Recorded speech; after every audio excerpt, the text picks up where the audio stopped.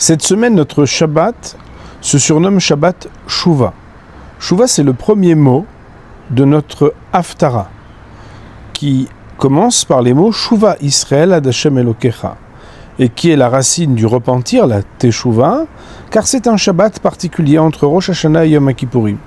D'ailleurs, au cours de ce Shabbat, en général, vous aurez des discours poignants et prenants de rabbanim qui feront ce qu'on appelle la dracha de Shabbat Shuvah, pour inspirer et éveiller le peuple au retour, à la Teshuvah.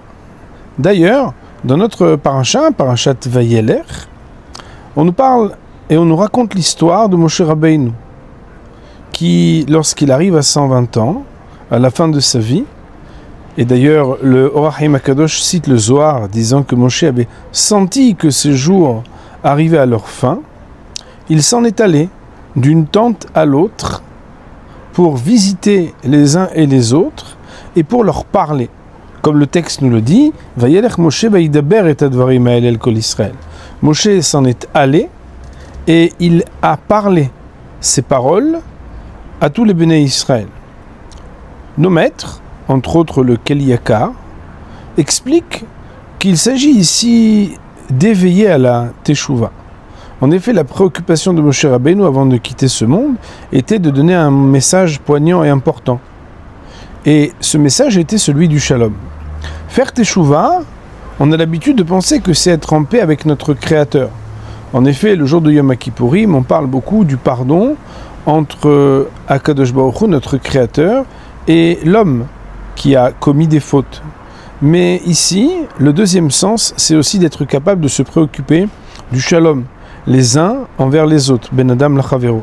D'ailleurs, dans un cours, on avait expliqué qu'il est très difficile d'envisager d'être pardonné par Akadosh Baruch Hu pour nos fautes si jamais on ne s'est pas préoccupé de demander pardon à l'autre.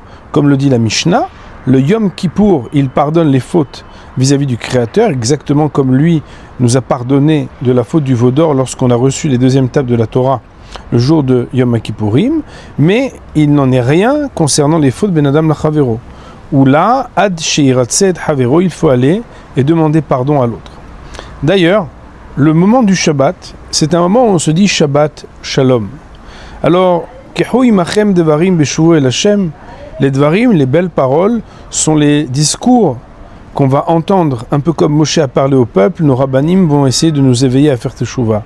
Mais ne nous croyons pas si proches d'Hachem lorsqu'on cherche le shalom avec lui dans le domaine qu'on pourrait appeler vertical, sans se préoccuper du domaine horizontal, un homme vis-à-vis de son prochain.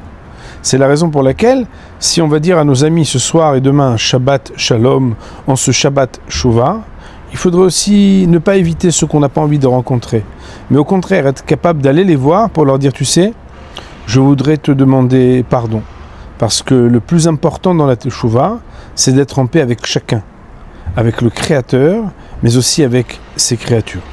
Shabbat Shalom.